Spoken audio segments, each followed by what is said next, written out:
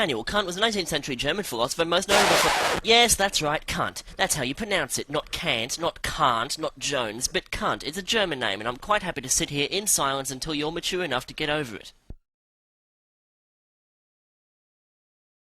Okay, good. So Immanuel Kant was an 18th century German philosopher most notable for his work on ethics. Ethics is the philosophical study of moral action. It's not just about judging people per se, but rather looking at right and wrong as concepts in themselves and how we might figure out the best way for people to behave. There are two general schools of thought on this. Consequentialism divides right from wrong entirely based on the consequences of an action, or in other words, the end justifies the means. Deontology, on the other hand, is the position that the consequences don't really matter because moral judgment is contained in the act alone. Kant was a deontologist, and frustrated with the sort of Mickey Mouse wishy-washy subjectivity of moral theory of the day, he proposed an absolute, stone-cold, objective, unbreakable moral law which he called the categorical imperative. The categorical imperative is based upon Kant's idea that morality is derived from rationality and all moral judgments are rationally supported. So just as rational thought leads us to an objective reality, so too is there an objective morality we can locate through the same process. The categorical imperative is an absolute non-negotiable universal moral law that holds up regardless of context and circumstance. Kant was absolutely unwavering on this point. What's right is right and what's wrong is wrong, full stop. To further analyse Kant's ethical framework, we can break the categorical imperative down into three maxims. The first maxim is that all your actions must have universality. In other words, you should only do something if you think it would be okay if everybody did it all the time. For example, you might be innocently flirting with your 18-year-old co-worker behind your wife's back, but to work out whether this is okay, you have to first imagine a world in which literally every single human being around the entire globe was flirting constantly with attractive teenagers as soon as his or her partner's back was turned. If this doesn't seem like a desirable world to live in, then it's not okay to do it, not even once. The second maxim is that every human being must be treated as an end rather than a means to an end. What this basically means is that you're never allowed to manipulate anyone no matter what. This stands in stark opposition to consequentialist theories that take into account the greater good.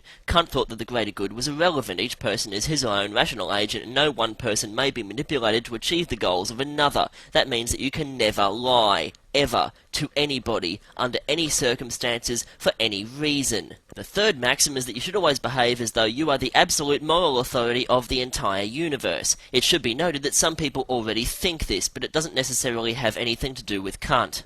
A major criticism of Kant's second maxim is that if somebody came to your door with an axe and asked you to kindly tell him the location of your children so that he can hack them into tiny pieces, you would be morally obligated to tell him the truth. Kant responded quite controversially, yes.